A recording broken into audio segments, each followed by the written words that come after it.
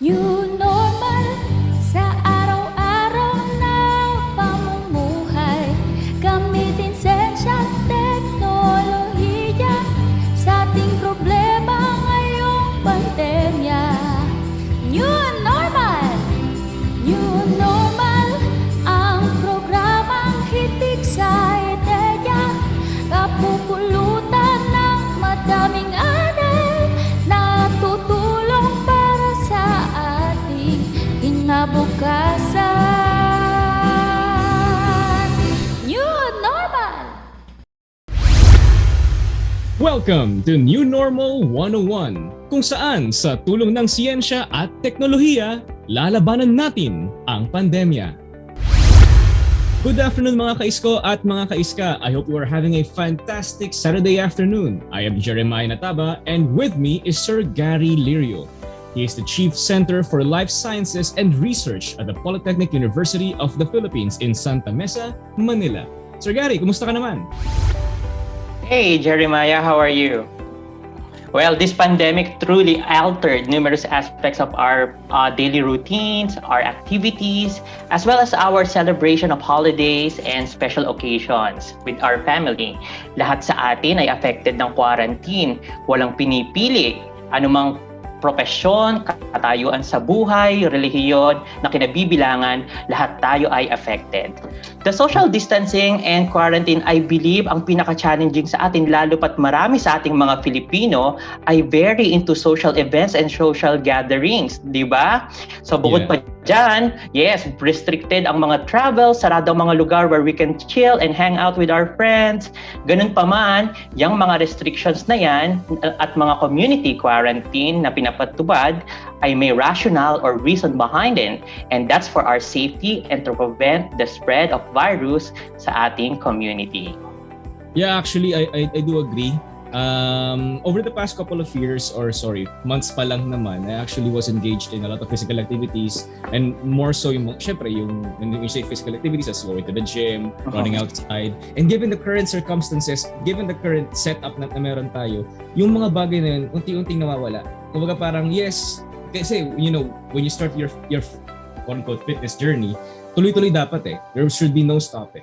And recently, over the past a couple of months, may lockdown and everything, nawawala yun sa akin. And yeah, I agree. We Filipinos talaga are very, very heavy on social gatherings and all that. Kaya I do understand the feeling of nostalgia whenever people see on their Facebook memories na, 2 years ago, andito sila, pero ngayon, they've been stuck inside their houses for a very long time, almost a year actually. So yeah, I do agree with you on that. And to add to that, Jeremiah, the positive thing about this pandemic naman, mas naging strong at naging close kaming family as we spend more time together. We watch movies and we celebrate occasions at home exclusively with the family members. Nakaka-relate ka ba, Jeremy? Yeah, oo, kasi Christmas and New Year was celebrated sa bahay lang. Diba? Walang get-together sa labas, walang pagmumall. It's literally sa bahay lang talaga. So yeah, I heavily relate on that narrative, no, na in a way we're closer than before. But then again, nakakamiss pa rin talaga yung lumabas from time to time, di ba?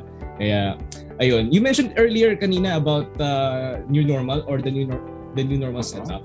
So, siguro for the context of our ISCO and ISCA listeners, new normal is siguro plainly defined as something na the current setup na hindi na the same as before. Yes, it is still, kahit paano going back to the way it was is still a work in progress here and there. But given this pandemic, given this COVID-19 situation, hindi may iwasan na huwag naman sana, knock on wood, no, na siguro 3 years or 5 years from now, this will still be the normal that we're currently living in, or that we will be living in. So why is it called new normal? Because it's very different from what we experienced before, but at the same time, it may last longer than it already lasted longer than 1 year. So what more another year, diba? So there are people wearing masks in public places, fashion trends suddenly shifted to wearing, kahit mainit ang panahon, may mga naka-PPE. Actually, when you just go to SM South Mall, sa SM Las Piñas, you see people mall goers wearing PPEs. So actually, if I may just add more to that, the first few weeks na nagkaroon ng COVID-19 emerged was I was in Makati, and my God, that was the first time that I've seen Makati very, very empty. So doon pa lang na-realize ko, okay, so this is the new normal that they're speaking of. So you felt like it was a totally different world, parang ganon. Yeah, oo. It's like not really post-apocalyptic, pero sana di naman mapunta sa ganon. But yeah, it's That's true. Quite different, no? So I understand, Gary, no, that you are a teacher or a professor in PUP from alma mater natin, I'm sure.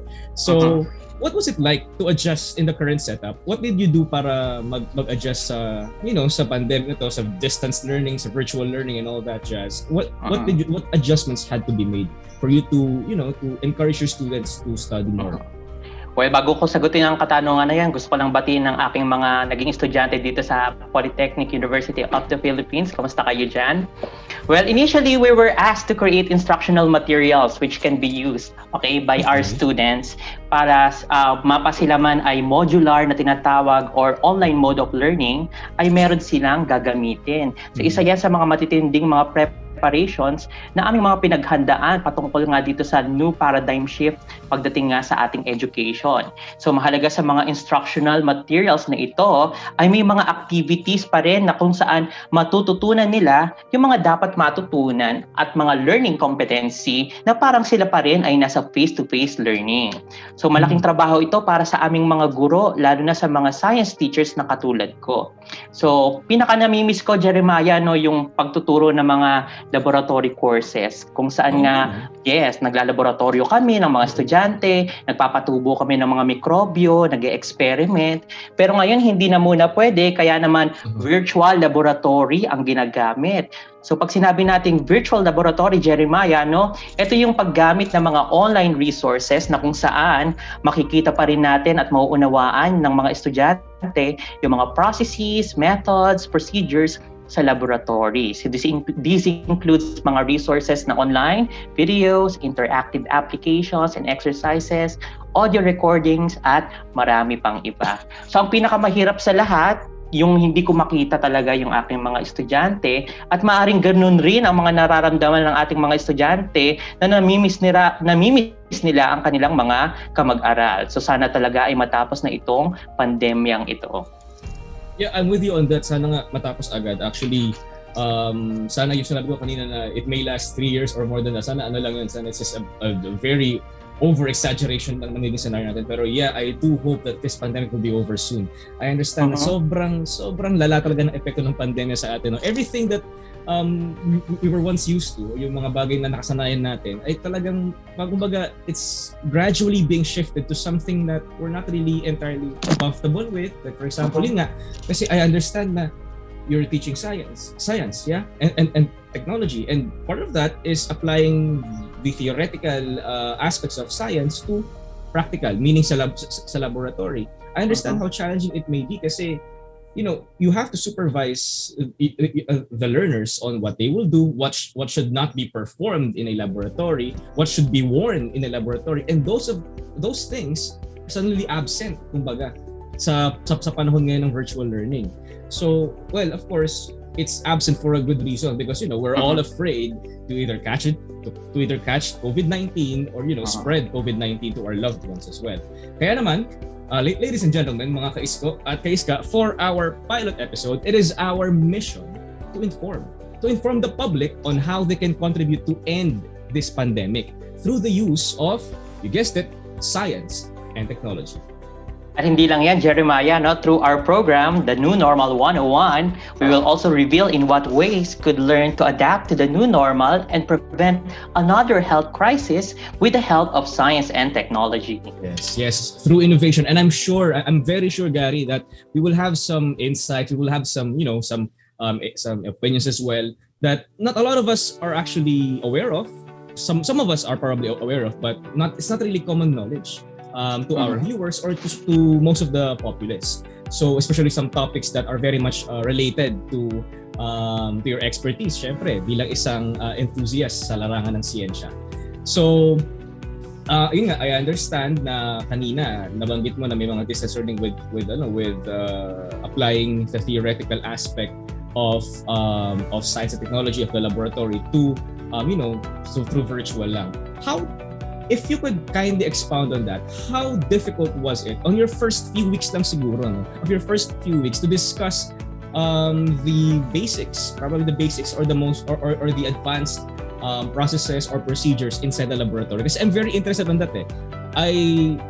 For background na kasi, I came from STE, Science and Technology Engineering program when I was in high school, and one of the biggest highlight nung STE program was, you get to use the laboratory, the beakers and everything, the graduated cylinders and all that. But if I may just ask, how difficult was it on the first week for you to adjust to that setup? Thank you for that question. So, actually, yung adjustment na yan, napaka-challenging talaga sa amin. In fact, we tried to find ways on how we can still look for materials na parang nimimimik niya virtually yung laboratory, and still they are able to know what these instruments are, what these glassware are, paano yung mga critical methods, lalo na sa mga chemistry, biology, and physics. So talagang dyan, buti na lang at mayroong mga product ng science and technology na kung saan naman is na-integrate ang mga bagay na ito upang ma-facilitate pa rin ang pagtuturo ng mga laboratory works and mga procedures even virtually. Pero kung i-weigh natin, still, mas maganda pa rin kung hands-on at talagang nasa actual laboratory sila where they can navigate, measure, and, observe the actual things na nangyayari dun sa kanilang mga ine-experiment. Yeah, I definitely agree. Otherwise, if we're going to push for the resumption, tama ba in term ko, resuming the classes at this stage of the pandemic. Yes, I can't wait for that. Pero kung ang mangyari kasi agad-agad tayo mag-resume ng klase natin kung saan hindi pa naman nababakunahan halos 50% ng ating populasyon, I really doubt na matatapos ng yung pandemic na ganong kabilis. So meron ding in a way silver lining siguro sa mahirap sabihin kung silver lining ba ito. We're forced to adapt, but hey, that's how the world works. But yeah, if you notice nga for the past couple of months, sobrang dami ng mga cases ng COVID sa Pilipinas. I remember parang ang tagal na panahon na back in my day, lang naman halos siguro 100 lang naman sa isang araw yung COVID case. Ngayon we're 10,000 cases a day, diba? And we're over 1 million already in COVID-19 cases. So grabe talaga. Siguro doble dapat ang pag-iingat, and as much as possible, stay at home, kids. Stay at home. Alright. Now, sa pagbabalik ng New Normal 101, pag-uusapan natin ang true meaning ng science and technology at kung paano ito nakakatulong sa continuation ng education during the pandemic. Stay tuned for our next segment dahil dito sa New Normal 101, modern tayo. For the meantime, here are the news for today.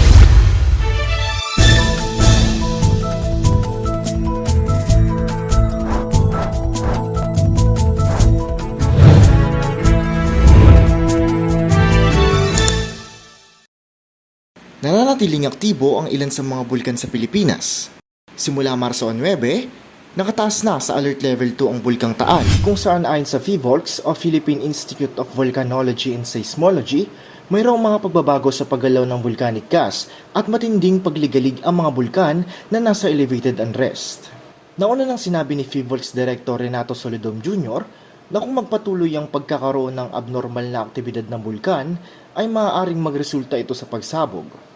Samantala, Alert Level 1 o nasa low level naman ang Canlaon Volcano, Mayon Volcano, Pinatubo Volcano, at Bulusan Volcano. Patuloy na minomonitor ng mga eksperto ang mga nasabing bulkan. Nagpaalala ang ilang ahensya ng gobyerno tulad ng PHIVOLCS at NDRRMC sa mga mamamayan sa posibilidad na pagsabog ng Bulkang Taal at ugaliyang umantabay sa mga balita tungkol sa lagay ng panahon at mangyaring makipag-ugnayan sa mga otoridad para sa mga dapat gawin at tandaan sa oras ng sauna. Ako si Melencio Alcantara para sa The Observer Flash Online.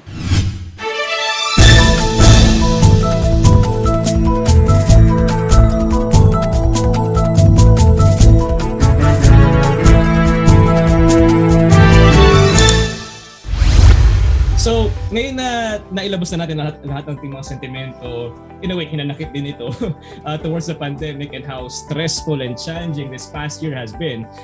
Let's now talk about the role or the position of science and technology sa ating pang-araw-araw na pamumuhay, especially now that we are fighting COVID-19. Meron kasing bakuna. Now, Gary, since this is your expertise, okay, what do we exactly mean when we use the term science and technology? Are they, do they work hand in hand or pwedeng paghiwalayin yung dalawang terminology? That's a very good question, Jeremiah. No? So, lalo pat more than a year na itong pandemic natin na ngayon, na kinakaharap nating isang problema, okay, na hindi lamang sa ating bansa, worldwide, no? But because meron tayong science and technology, well, science explores new knowledge methodologically through observation and experimentation, while technology is the application of scientific knowledge for various purposes. So marami ang mga naidudulot or mga ways on how science and technology can help or make all these things possible in solving different environmental and societal problems. So new knowledge which serves as a direct source of ideas for technological possibilities. So explain ko lang ng mabilis sa'yo, no, Jeremiah, no, at sa ating mga tagapakinig. So si science ay siya yung nag-generate ng knowledge upang magamit, upang makapag-develop ng new technologies and innovations to address problems. Halimbawa na lang, dahil sa siyensya, nalaman ng tao ang punot dulo ng pinanggagalingan ng sakit. Long time ago, ang mga sakit ay hinihinalang kagagawan ng mga masasamang espiritu, ng mga, alam mo yun, mga supernatural beings and things like that. Also, meron din teorya na kung saan ang mga sakit daw na ito ay dulot ng tinatawag na masamang hangin.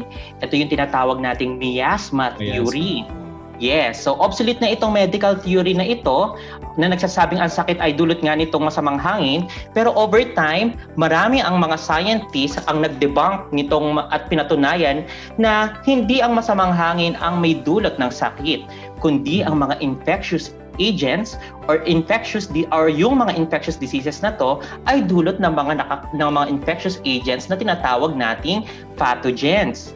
Okay? So yung mga pathogens na ito, isa na dito ay yung mga viruses katulad ng COVID-19 virus na ating na-experience ngayon worldwide.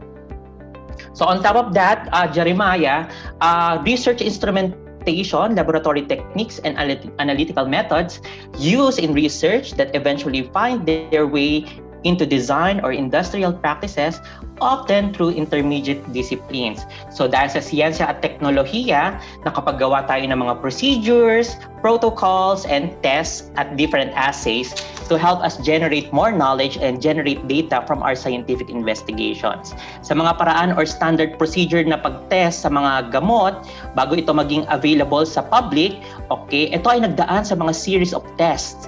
In vitro, ibig sabihin sa laboratory. In vivo, ibig sabihin gumamit ng animal model, okay, upang makita yung bisa ng gamot. So kapag napatunayan ang bisa at safety nito, magdadaan pa itong gamot na ito sa series of tests kung saan kasali na ang humans sa mga trials na ito. So isa pa lamang yon. Okay. Sorry, I'm stunned lang sa mga nalalaman kong information na okay, meron pala ibang term for when we use the prototype of the medicine to humans as opposed to animals. Okay, so okay. Very interesting, very interesting. Yes, very interesting talaga si science. Sana ganun din ang ating mga tagapakinig na kapag narinig nila ang mga bagay na ito, is mas lalo sila maging interesado on the roles of science and technology sa pag-address ng mga problema natin, not only in the Philippines but worldwide. Okay? So another thing, that Jeremiah, the practice of research as a source of development and assimilation of new skills and capabilities eventually useful for technology.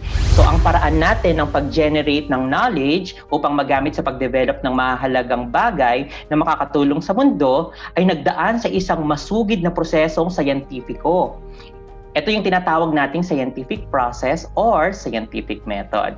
Kaya naman ang mga scientific research natin, very stringent yan upang makakuha ng accurate results, okay? At totoo ito rather, lalo na sa mga nire-research that would involve things na eventually iko-konsumo or gagamitin ng tao, katulad ng gamot, vaccine, pagkain, mga cosmetics at marami pang iba.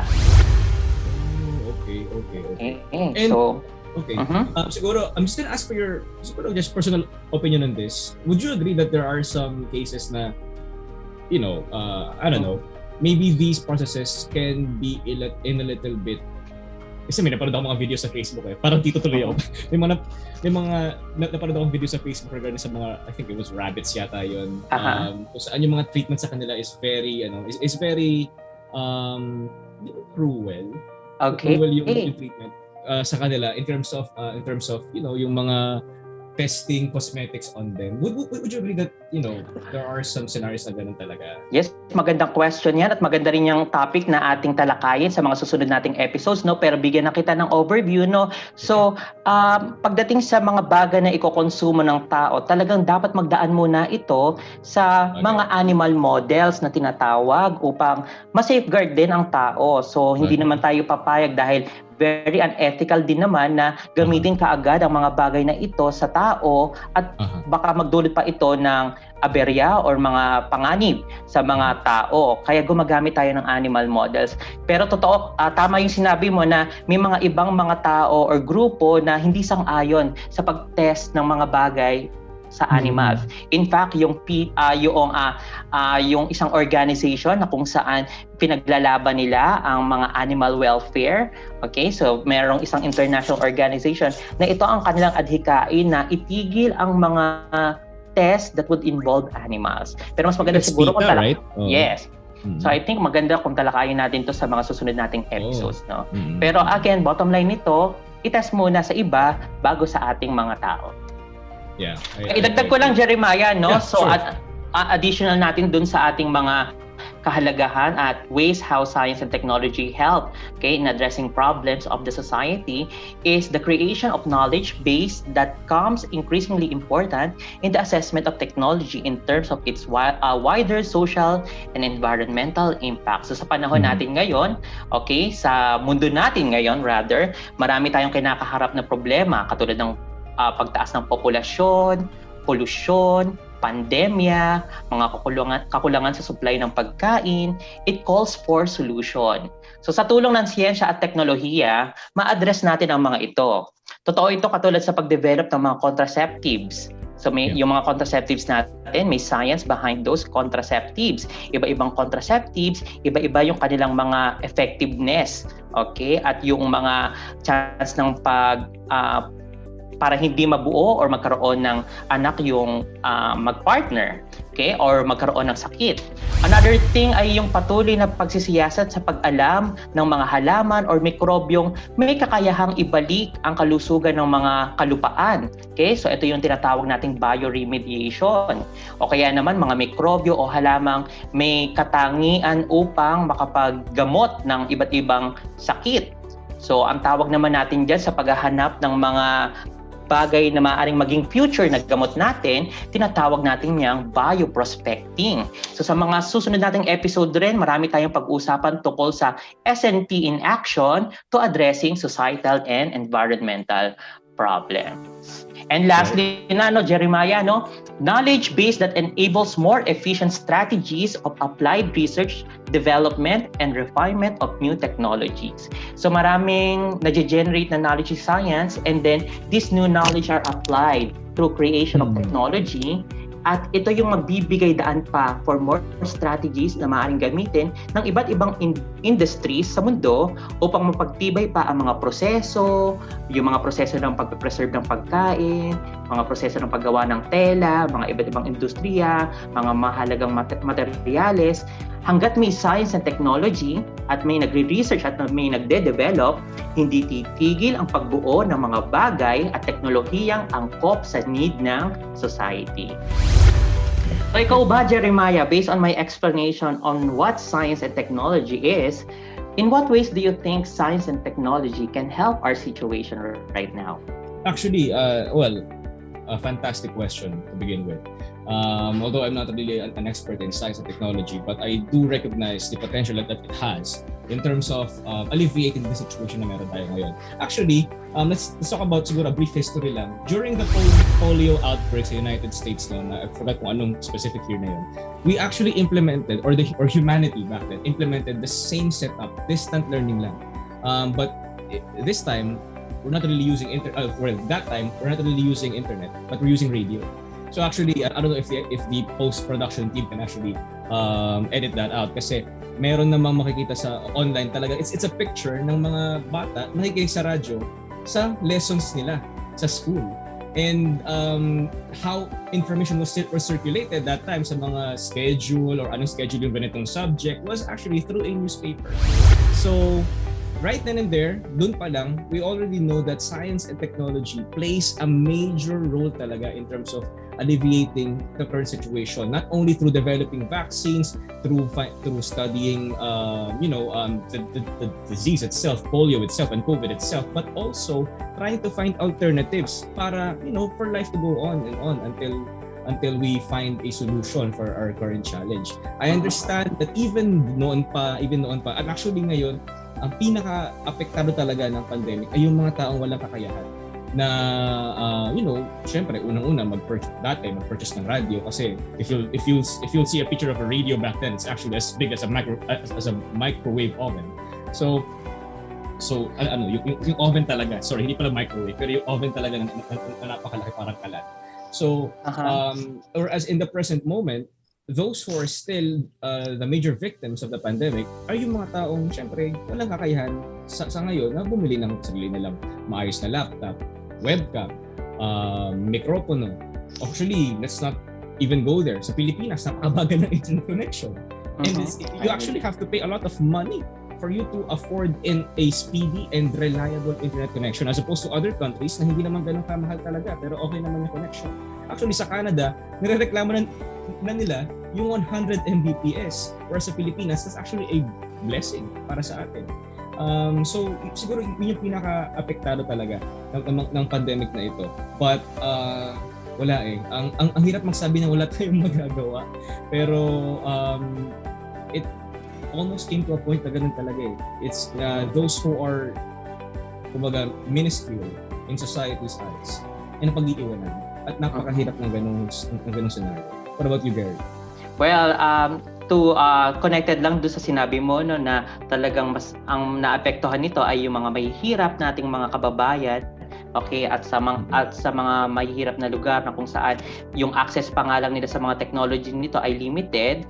Okay, so maaari nga masabi natin na somehow oppressive ang nangyayaring pandemya na ito, okay, at maaaring magbigay pa ng more burden and challenge, okay, ang pandemyang ito dito sa mga taong nabanggit natin, no? So tama ka naman dyan, no, Jeremiah, no? So marami talaga ang nag-struggle ngayon sa online classes or even sa online classes natin na pinag-uusapan natin kanina.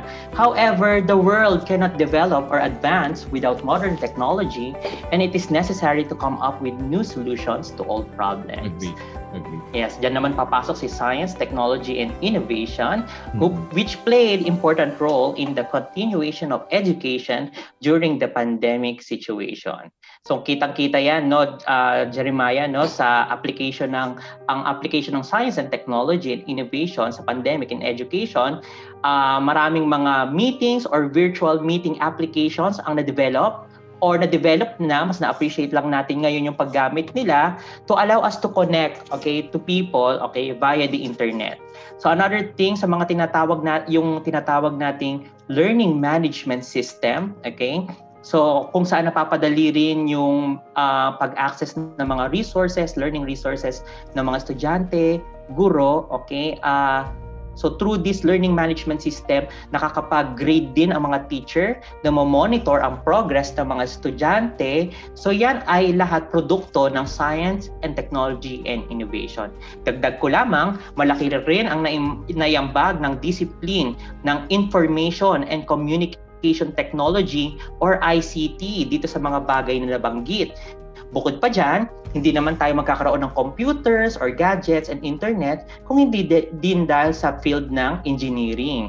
Dahil ang engineering, ito ay produkto rin ng integration ng different knowledge na nag-emanate or nagmula sa science. So kitang-kita that SNT in action sa panahon natin ngayong pandemic. Lahat aim to address the problems we are facing. Sa pagbabalik ng New Normal 101, tatalakay naman natin ang 17 Sustainable Goals ng United Nations. Ano nga ba ito at para saan? Ano kaya ang maging kaugnayan ng science and technology sa mga goals ng United Nations for year 2030? Abangan lahat ng ito after this break. Dahil dito sa New Normal 101, modern tayo.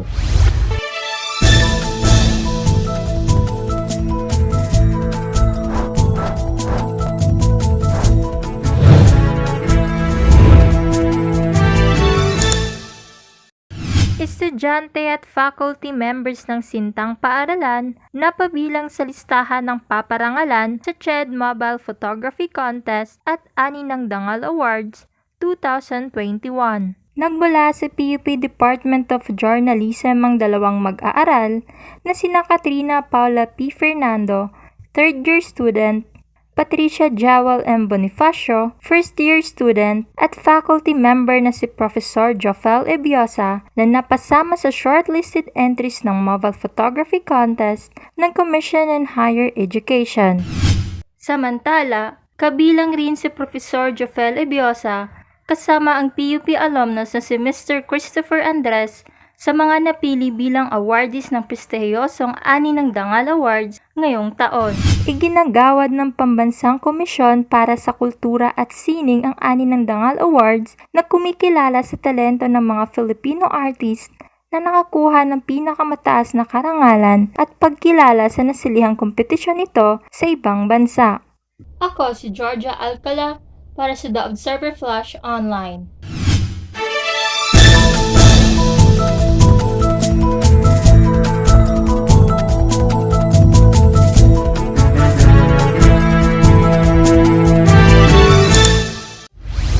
We are still back again with Sir Gary for more exciting topics about science and technology. Sir Gary, aboard naman could you give us a quick recap of what was discussed in the previous segments? So, to that, yeah, okay. Go ahead.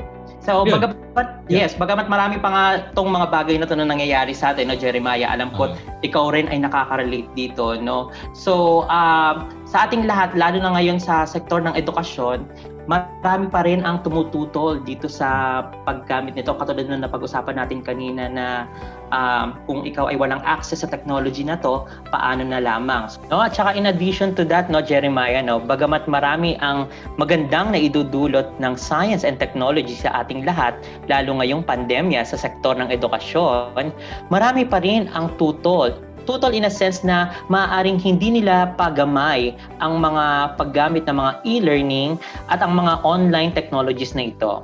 So nangyayari ito kapag hindi sapat ang kaalaman ng user or nung taong gumagamit ng technology na ito. So totoo rin ito lalo sa mga kapag meron tayong bagong gadget, tapos parang first time natin yung gadget na yun, di ba? So may konti tayong anxiety na nararamdaman kasi natatakot tayong magkamali o kaya naman is natatakot tayo na masira ito. So totoo rin ito kapag may binili kang device, tapos yung device na yun iba yung language. Diba? So sometimes intimidating ang mga technologies, pero with proper education and orientation, magiging confident tayo sa paggamit ng mga bagay na iyan, and sabi nga, education is the key. Correct. And to add to that, Gary, actually, I think, we can both agree that the Philippines is not really a third world country kasi that's not usually used right now, but it's a developing country. And it is actually very evident that students all over the country, all over the Philippines, is struggling, they're all struggling with this new mode of learning, as you said, these technology, these gadgets, these platforms, these applications, and so on and so forth. I think, that's why I am in hopes pa rin that the government that we have right now, that the government would invest more on SNT based on our observations. And like I said, I think this is where the Philippines is lacking the most. Research and development, science and technology. Well, ayun. So, Yeah. Jeremiah, no, maganda na nabanggit mo yung sa developing countries, no? Kasi nga katulad ng napag-usapan natin kanina na the lack of economic capacity towards this change, okay, is a challenge for these developing countries. Kung nung face-to-face nga may mga problema na, mas marami ang kinaharap ngayong online mode of learning sa education. Sa pagdating sa mga teachers, parents, school administrators, at kasama na rin ang ating mga estudyante. So maraming concerns galing sa mga parents na paano naman kung may gadget pero walang internet? Yeah. O kaya naman, paano naman kung parehong wala? Paano makakapag-aral ang anak online? Concerns rin ang pagdating doon sa mga developing countries, yung nabanggit mo nga kanina, na high-speed internet, no? Na kailangan talaga natin kung kailangan may face-to-face online mode tayo. So maraming concerns, pero titingnan natin sa mga susunod na episodes how can these challenges can be faced and be addressed through science and technology. Correct. Actually, it's just a quick refresher for everyone. New Normal 101 will actually focus on the United Nations 17 Sustainable Development Goals, or yung SDG. I understand na I think si Sir Gary would be more educated in terms of that in that field. So, Sir Gary, would you mind if we get an overview lang siguro ng 17 SDG? Let's start with the first one if you will. But can we have a quick summary lang of the SDG? Sure. Okay, para rin sa ating mga tagapakinig, no? So, the Sustainable Development Goals, or SDGs, are a set of global goals, okay, for fair and sustainable health at every level, from planetary biosphere, okay, to local community. So, from malakihan buong mundo hanggang sa community level. So, the aim is to end poverty, protect the planet, and ensure that all people enjoy peace and prosperity now and in the future. So napakaganda na ito ay may time-bound ito in a way na hindi lamang ito titigil ngayon, kino-consider nila ang future generations. So however, tulad nga ng sabi sa ating theme song dito sa New Normal 101, sa tulong ng Siyensya at Teknolohiya, malulutas natin ang mga problema. So science and technology and innovation, no, have for a long time been recognized as one of the main drivers behind productivity increases and key long-term lever for economic growth and prosperity. So itong SDGs natin by the United Nations consists of 17 goals. So just like the term, these measures must be achieved, or measures to achieve these goals must be sustainable. So ano kaya itong ibig sabihin pag sinabi nating sustainable or sustainability? So sustainability, ibig sabihin niyan, focuses on meeting the needs of the present without compromising the ability of the future generations to meet their needs. So marami tayong bagay ngayon na kailangan at ang mga ito ay nasa paligid natin. But the real challenge comes pagdating sa anong pamamaraan tayo gagamit ng mga resources na ito na hindi ma-hurt or mako-compromise yung needs ng susunod na generation. Another question is, paano tayo gagamit ng mga resources na hindi mauubusan sila, yung si future, no? Kaya through S&T, patuloy tayong humahanap ng mga paraan or solusyon upang ang mga resources na ito ay di ma-deplete or maubos. I see. Okay, go ahead. Kaya naman pala, very relevant and timely ng mga SDG na ito ng United Nations during the pandemic situation. At dahil nga tulad ng sabi mo before, COVID-19 is, needless to say, it is a health crisis all over the world, di ba? That is why people, I think, should make more of an effort to achieve a better, and not only a better actually, but a more sustainable future for everyone. Tama ka dyan, no? So, ang keyword talaga dyan is sustainable, hindi selfish. Kasi maaring yes, meron tayo ngayon, pero hindi mo iniisip is the future. Paano naman sila? Yung mga future natin na yan, maaring pamangkin natin, anak mo, or yung mga kabataan natin ngayon. So, dapat isinasaalang-alang natin sila. Magbigay lamang ako ng example, no, Jeremiah. So, pagdating sa agriculture, Science and technology in action kung may paraan upang mapabilis ang pagtubo ng mga halaman at sa short period of time na ito, maging matured at ready ma-harvest yung mga halaman na ito. So, dyan natin makikita kung paano nagtitake action or ang role ng science and technology dyan. Totoo rin ito sa mga livestock at mga hayop na source ng karne. Paano sila mapapalaki ng mabilis upang ma-address yung demand ng society pagdating sa food? Diyan papasok si science and technology, lalo na sa tinatawag nating genetic engineering and genetic modifications. Minamanipula ang mga organismong ito, katulad ng halaman or hayop, upang sila ay magkaroon ng katangiang kailangan for food production. Again, ang pinaka-goal nito, ma-achieve yung goals ng SDGs. Isa na nga dito yung zero hunger na tinatawag, which is SDG number 2. Oh, okay. Gusto mo pa ba ng iba pang example? Well, siguro we can discuss that, as you said, siguro sa next sessions natin. Tama ka dyan. 101. So basically, what you're saying is that lahat pala ng 17 sustainable goals na ito ay, pwedeng i-apply sa science and technology. And there you have it, mga kaisko at mga kaiska. Now, if you're still curious about these 17 sustainable development goals, just like I am, then make sure to stay tuned for more. Because in the next episodes, we will be focusing more on the fourth goal of the United Nations Sustainable Development Goals, which is quality education, and how the video chat boom has affected our mental health. Now, if you want to learn more, stay tuned to New Normal 101. Dahil dito, modern tayo.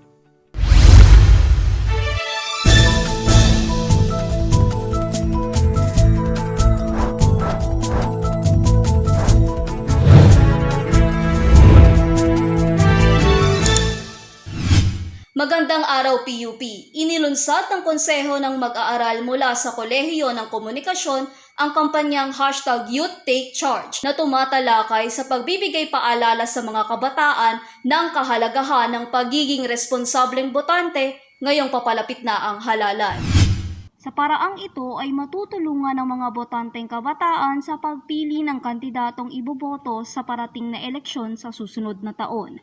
Ilan sa mga paalalang binigay ng konseho ay ang huwag ipagbili ang iyong boto, huwag magpadala sa trolls, umaten sa mga debate o interviews ng mga tumatakbong politiko, kilatisi ng karanasan ng kandidato, huwag magpadala sa bandwagon, alamin ang plataporma ng tumatakbong kandidato, at ang panghuli ay alamin ang mga gampanin at responsibilidad ng iluluklok sa pwesto.